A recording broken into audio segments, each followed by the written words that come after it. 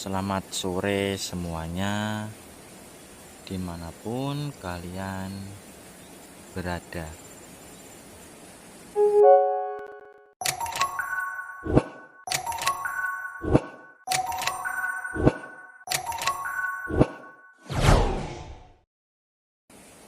Semoga teman-teman selalu dalam keadaan yang sehat dan selalu dimudahkan dalam mencari sebuah rezeki dan selalu dimudahkan dalam semua urusan yang tengah dihadapi.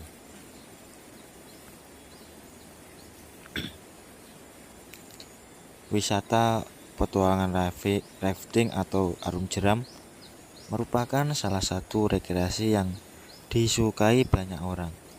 Kegiatan olahraga adu nyali ini ada di sejumlah tempat di Indonesia, seperti halnya rafting di Pulau Bali Dewata. Di Bali sendiri ada 3 buah sungai tempat rafting yang populer, diantaranya Sungai Ayung, Telaga Wajah, dan Melangit.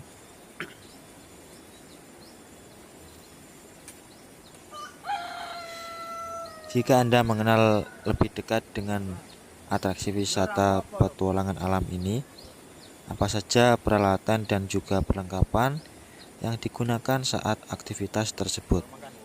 Untuk informasinya bisa ditemukan di bawah ini ya. Mengenai peralatan dan perlengkapan rafting tersebut mungkin diperlukan bagi mereka yang ingin mengetahui lebih detail akan kegiatan rekreasi rafting ini. Di Pulau Bali sendiri, aktivitas liburan wisatawan belum lengkap jika belum ikut rekreasi petualangan rafting tersebut, apalagi mereka yang suka wisata alam petualangan. Memang wisata rafting atau rekreasi arum jeram itu harus menggunakan peralatan dengan standar keamanan, sehingga peserta rafting saat mengarungi jalur atau lintasan di sungai merasa fun, aman, dan nyaman selama aktivitas. Rekreasi alam petualangan seperti rafting ini ideal untuk banyak kalangan. Di sejumlah tempat juga ideal untuk mengisi aktivitas liburan bersama keluarga dan anak-anak, sehingga liburan Anda lebih menyenangkan dengan pengalaman baru. Apalagi harga paket untuk aktivitas rafting ini tergolong terjangkau dan cukup murah.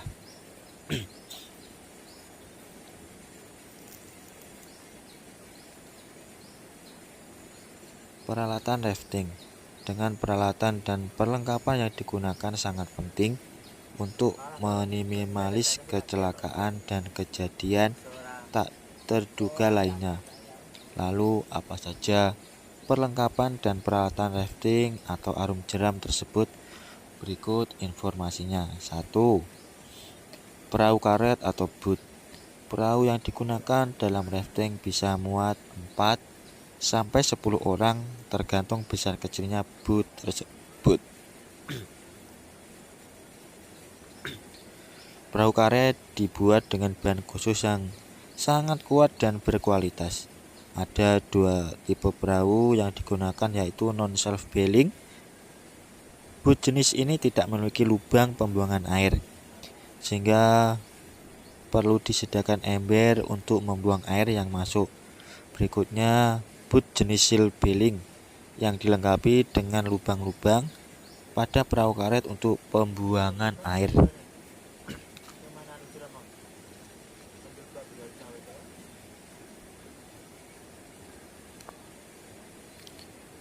Dua, pelampung atau life jacket.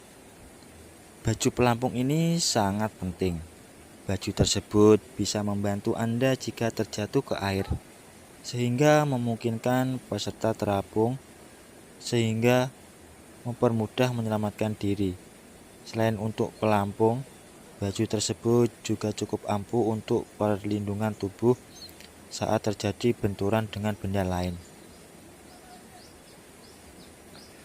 Pelampung tersebut ada yang dilengkapi pelindung tubuh sampai ke tengkuk leher, Jadi menggunakan pelampung tersebut pastikan tidak terlalu longgar dan tidak terlalu kencang. Itu penting untuk keamanan dan kenyamanan.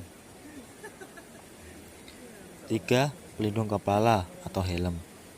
Peralatan ini sangat penting untuk digunakan karena berfungsi melindungi kepala dari benturan benda-benda keras. Tidak hanya saat terjatuh, karena aliran sungai pada umumnya terdapat bebatuan, tetapi juga benturan dengan peserta lainnya. Helm pelindung ini biasanya tersedia dalam berbagai ukuran. Pilihlah ukuran yang sesuai dan atur kekencangan sesuai kenyamanan. Kalau terlalu kencang, kepala juga tidak akan terasa nyaman. Sisakan kelonggaran tali sekitar 2 jari dari dagu.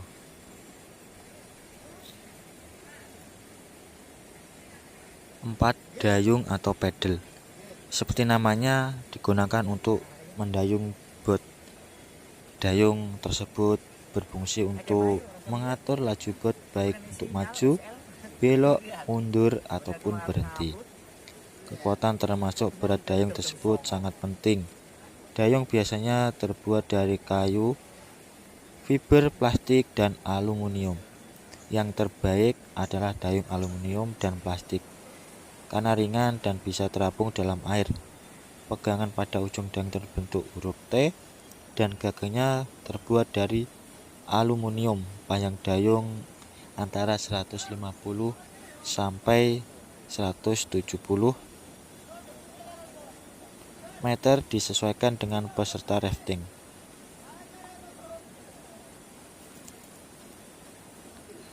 5. Tas kedap air atau dry bag. Peralatan tas ini disediakan oleh provider rafting. Tas tersebut biasanya dikaitkan pada bantalan perahu. Tas tersebut digunakan untuk menyimpan benda-benda yang tidak boleh basah, seperti perlengkapan P3K, repair IT, kamera, HP, dan juga dompet milik peserta rafting. Agar lebih aman, peralatan yang tidak perlu dibawa dititipkan ke petugas.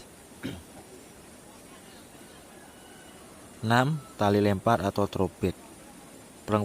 Perlengkapan ini penting terdapat dalam boot karena sewaktu-waktu mungkin saja dibutuhkan. Karena tali lempar tersebut berfungsi untuk penyelamatan di saat peserta terjatuh ke sungai dan terasa susah untuk menyelamatkan diri.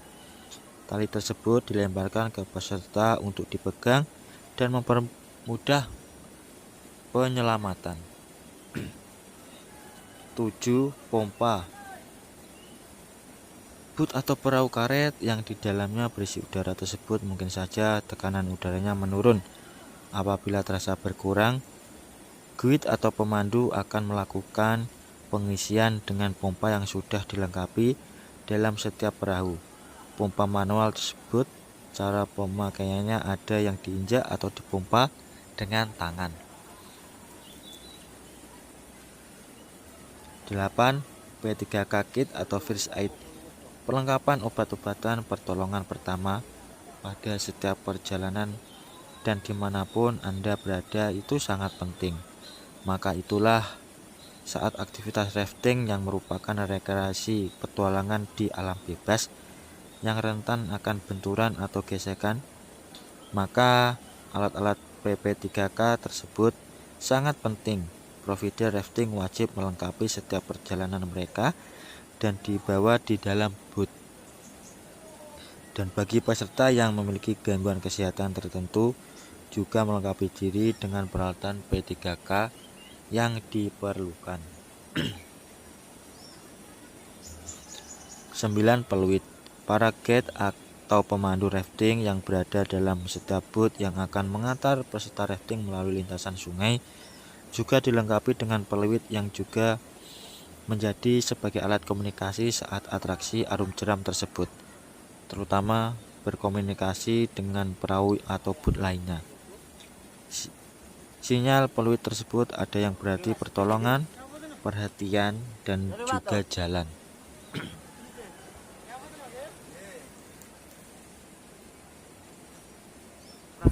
10. Pakaian. pakaian tidak dipersiapkan oleh provider. Jadi peserta rafting gunakan pakaian yang sesuai untuk mengarungi sungai, seperti alas kaki. Hindari menggunakan sandal jepit. Anda juga bisa pakai sandal gunung yang ada talinya, sehingga tidak mudah lepas, atau bisa juga pakai sepatu yang sesuai untuk kegiatan berbasah-basahan. Gunakan pakaian santai untuk olahraga yang tidak mudah menyerap air selama aktivitas rafting, seperti yang terbuat dari parasut atau bahan kain yang tipis. 11. Perlengkapan pribadi. Bawa uang seperlunya untuk keperluan lainnya, seperti belanja makanan atau beli oleh-oleh. Gunakan sunblock jika khawatir kulit Anda gosong. Dan jika Anda harus memakai kacamata, lengkapi juga dengan tali pengikat agar lebih aman. Termasuk juga bawa pakaian ganti. Tidak perlu memakai perhiasan seperti anting, gelang, cincin, dan juga perhiasan berharga lainnya. Demikian sejumlah perlengkapan dan peralatan standar yang dibutuhkan agar petualangan dan wisata Anda menjelajahi alam bebas terasa lebih menyenangkan, aman, dan nyaman. Liburan tentu tidak hanya ikut tur berkeliling naik kendaraan, menikmati keindahan alam pantai ataupun pegunungan saja, tapi juga sejumlah rekreasi alam petualangan atau yang lebih menantang menjadi hal menarik untuk dinikmati. Seperti saat wisata petualangan arung jeram atau rafting. Dengan ikut rekreasi tersebut, maka Anda bisa menikmati alam bebas, mengarungi aliran sungai dengan jeram-jeram menantang yang bisa memacu adrenalin Anda.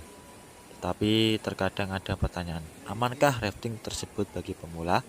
Atau amankah bagi mereka yang tidak bisa berenang? Bagi para pemula termasuk juga wisatawan, keluarga dengan anak-anak tentu perlu mengetahui jawaban dari sejumlah pertanyaan tersebut. Bagi para pemula yang baru pertama kali ikut rekreasi rafting, tidak perlu cemas. Ikut wisata petualangan alam ini, apalagi di Bali. Rafting tersebut aman bahkan untuk anak-anak dengan batasan umur tertentu dan sudah kuat berpegangan diperbolehkan untuk ikut wisata petualangan rafting tersebut. Ikut rekreasi ini akan membuat pengalaman liburan Anda bersama keluarga atau anak-anak akan lebih lengkap karena sudah diperhitungkan dengan baik dengan standar keamanan yang memadai. Untuk mengurangi keraguan Anda, maka dalam hal ini akan sejumlah tips wisata arung jeram atau rekreasi rafting tersebut bagi para pemula, sehingga tidak perlu cemas ataupun khawatir saat menikmati petualangan tersebut. 1. Pilih tempat rafting yang sesuai. Di Bali sendiri ada sejumlah sungai sebagai tempat wisata arung jeram. Di antaranya adalah Sungai Ayung Ubud dengan aliran sungainya lebih tenang dan cocok bagi para pemula. Tetapi yang suka tantangan lebih dengan aliran sungai yang lebih deras bisa mencoba arung jeram di Sungai Telaga Wajah. Dan terakhir ada Sungai Melangit. Lalu mana tempat terbaik? Tentunya sesuai selera dan kriteria Anda. Tapi untuk pemula, wisatawan, keluarga, dan anak-anak lebih direkomendasikan di rafting di Sungai Ayung Ubud. 2. Memilih provider rafting yang terpercaya. Tip berikutnya, ada sejumlah provider yang menyediakan rekreasi rafting di Bali. Hampir semuanya bersaing menyediakan fasilitas, layanan, dan harga terbaik. Untuk itulah Anda bisa menyerahkan rencana aktivitas rafting Anda dengan agen perjalanan di Bali, karena agen perjalanan lebih tahu operator mana memberikan yang terbaik bagi itu dari segi fasilitas, pelayanan, dan harga. Satu-satunya untuk di Sungai Ayung Ubud rekomendasinya adalah Bahama Rafting. 3. Kondisi tubuh. Hal ini tentunya paling penting agar wisata petualangan Anda lebih terasa nyaman dan menyenangkan.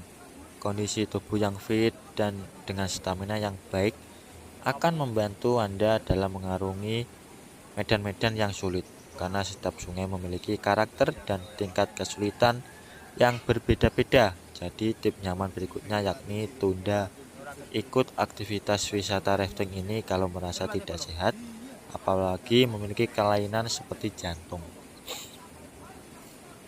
4. Keahlian berenang. Banyak yang bertanya, apakah rekreasi rafting aman bagi mereka yang tidak bisa berenang? Jawabannya adalah aman dan bisa dilakukan dengan baik.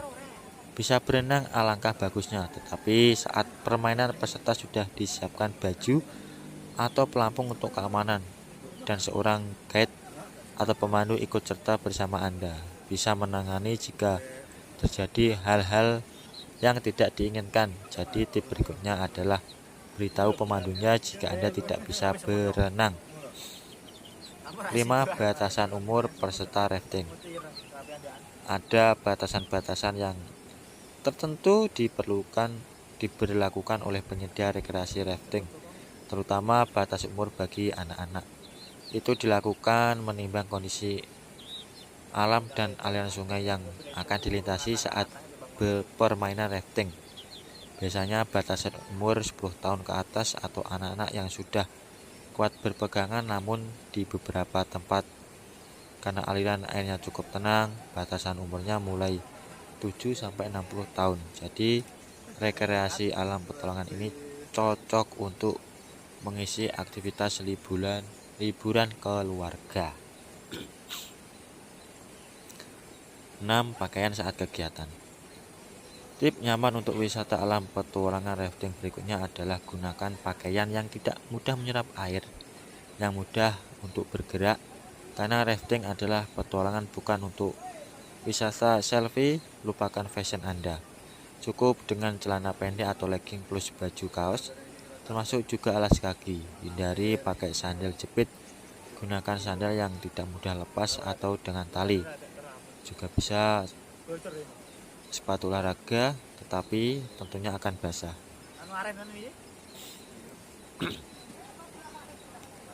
7. Perlengkapan saat rafting. Untuk perlengkapan, semua disediakan oleh penyedia, seperti halnya jaket pelampung. Walaupun Anda ahli berenang, tetap menggunakan pelampung untuk keamanan. Begitu juga helm. Pengaman kepala pilihlah sesuai ukuran, tidak perlu sempit ataupun longgar, sehingga sepanjang perjalanan mengarungi lintasan sungai selama sekitar 2 jam, Anda lebih merasa nyaman. Tersedia banyak ukuran, sehingga bisa melekat di tubuh dengan baik. 8. Pemanasan. Tip untuk menghindari kram ataupun cedera ringan lainnya, ada baiknya Anda melakukan gerakan pemanasan untuk peregangan otot sendiri, walaupun tidak ada instruksi dari pemandu, karena ini merupakan olahraga rekreasi yang mana tubuh banyak goncangan. Tetap perlu pemanasan, apalagi Anda jarang olahraga. Perlu pemanasan ringan, pelemasan otot-otot tubuh seperti kaki, leher, lengan, dan jari, dan lompat-lompat ringan. 9. Posisi duduk. Posisi tempat duduk saat melakukan rekreasi rafting dirasa cukup penting melengkapi tip rafting bagi pemula, untuk memudahkan menyeimbangkan tubuh dan juga laju perahu karet yang ditumpangi, serta memudahkan untuk mendayung. Maka masing-masing peserta duduk di tepi perahu karet, tidak pada bagian tengahnya. Terkadang posisi tempat duduk diatur oleh guide untuk keseimbangan perahu.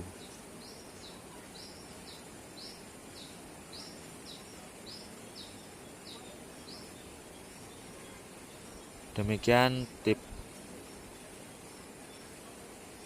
Semoga diharapkan bisa memberikan sedikit informasi bagi para pemula.